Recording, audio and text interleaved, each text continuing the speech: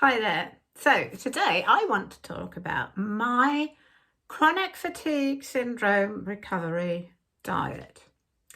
Now, as well as all the other things we need to be doing, such as pacing and resting, relaxing, etc., diet is a very important element of recovery from chronic fatigue syndrome. And I want to talk about the diet that really has helped me over the years. When we're first diagnosed with chronic fatigue syndrome, what tends to happen too is that we stop exercising, but we continue to eat the same amount of food that we were eating before, and then we put on weight.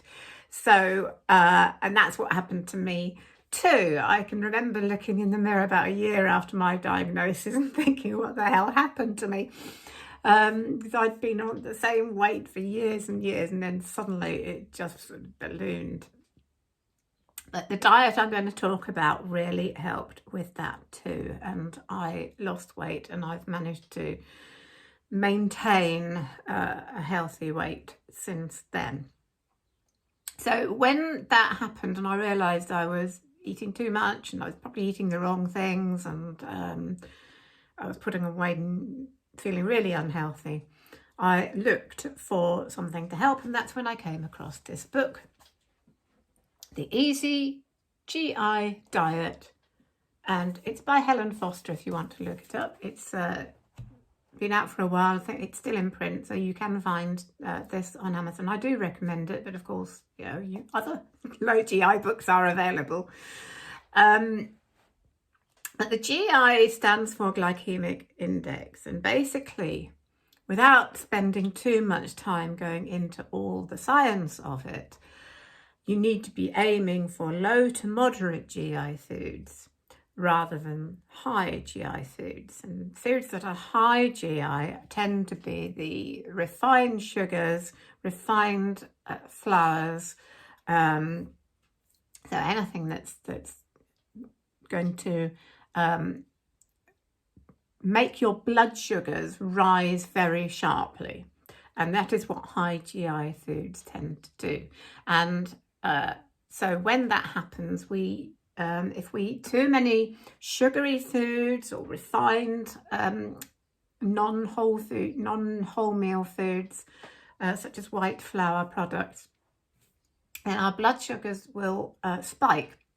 And what happens then, you might get a burst of energy, but then it drops really quickly. And then we feel tired again, and then the tendency is we eat more of those foods, and it spikes again and it goes down again. And over the long term, these spikes and drops are really, really bad for your body, and they will cause more fatigue. So it is absolutely not the right thing to do if you have chronic fatigue syndromes, to eat sugary foods, hoping that they will give you the energy you need. Because in the long term they do not, and they're really bad for your body, and eating like that can cause other health issues such as diabetes. The GI diet is a diet where it's not only about what foods you eat, but when and how you eat them. So first of all, let's look at the foods that you eat. So as I've just said, you need to be avoiding the foods that are high on the glycemic index. So refined sugars, white flour, white pasta, anything like that. And concentrate on the lower end of the glycemic index, which is, of course, wholemeal flours, vegetables, all the things we know are healthy, basically. But it's also a good idea to find out exactly what foods are on there. This book gives you a good list of all the foods that gives you there's a whole index at the back of what foods are high, moderate to low GI. So some fruits can be high on the index, such as melons, but most fruit is probably moderate to low.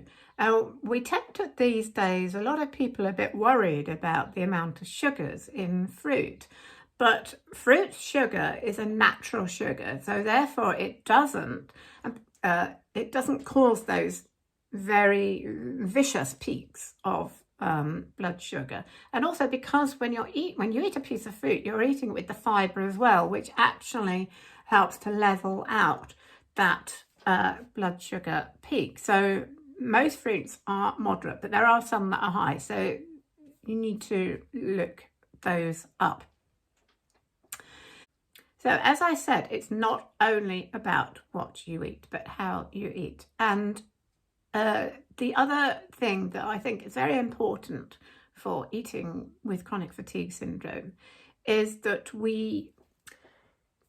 perhaps graze is the right word. So instead of eating 2 or 3 really heavy meals in the day and then nothing else for the rest of the day, we need to be looking at several light meals throughout the day. So maybe a light breakfast, light lunch, a light supper, with healthy snacks in between. But eating like this keeps your blood sugar level sustained throughout the day, so you're not getting those peaks and troughs which are so bad for your body and actually cause fatigue. So keeping sustained levels. So for example, what I do, I have a light breakfast, usually something like a fruit smoothie, which has often I use non-dairy milk and maybe some yogurt to give protein, which actually does help to level out the fruit sugars. Maybe something extra, I use turmeric because it's good for arthritis, but there's some healthy supplements you can add to smoothies too. Or something like porridge, sweetened with something like agar syrup, which is a really good sugar substitute. It's low GI, so it's much better for you than sugar. It's also called agave nectar. But there are lots of other now really good sugar substitutes in the supermarkets and health food shops. So really do look out for those. So porridge, and sometimes I will put some extra fruit on my porridge, like blueberries or raspberries, whatever's in season. Seasonal eating I really believe in too. Or some wholemeal toast, or non-sugar cereal such as muesli, and sometimes I'll make my own muesli. And for a snack, maybe a healthy piece of fruit such as an apple, or I might have a non-sugar cereal bar, or sometimes a piece of cake.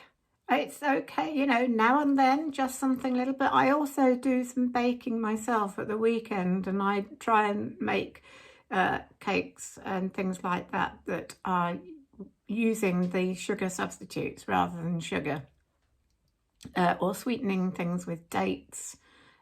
Dates are an excellent way of sweetening things like cakes.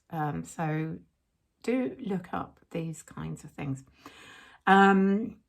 So yes, that's a snack at mid-morning to keep their energy sustained. And then lunchtime, usually fairly light, might have a soup, or as I do like sandwiches, I might have a wholemeal sandwich with maybe something like tuna or sardines with a salad or tomatoes.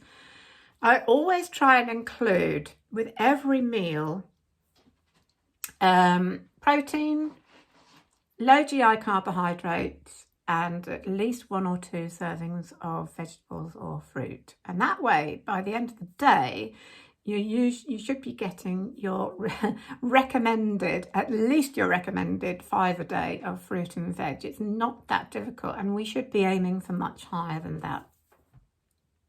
And then another healthy snack mid-afternoon to keep me going, and then in the evening meal, a slightly, that's my main meal usually, and I usually cook from scratch. because I know what's going into it. You know, a lot of ready meals do tend to be loaded with sugar or salt.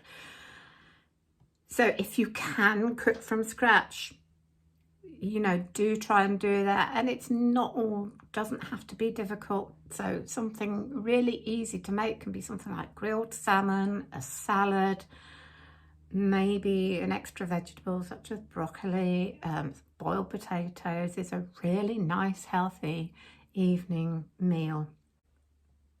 That's it for the day, except on Sunday I will also have a nice dessert as an extra special treat. I do not believe in cutting out treats altogether. I think, you know, a little bit of what you fancy also does you good, as long as it doesn't take over and that's what you're eating all the time. So do look out for books like this. It'll explain a lot more about the GI foods. It's really helped me. It helped me lose weight. It helped me lose weight without being hungry. Also, this book, it gives you 30-day menu plans for both meat eaters and vegetarians. There's the green pages. And it also gives lots of lovely recipes in it. I followed this book absolutely, and it so helped me. And I still use the recipes in it, and I try as much as possible to follow the low GI diet as much as I can ever since. And it has really helped with my energy levels, and it's helped to keep my weight at an even level as well. So that is my chronic fatigue syndrome recovery diet. Please do subscribe. It really helps the channel. I really want the channel to grow and to get out to more people with chronic fatigue syndrome so that I can help them. So please do subscribe and comment if you want to. And I will see you in the next video. Thanks very much for watching. Bye for now.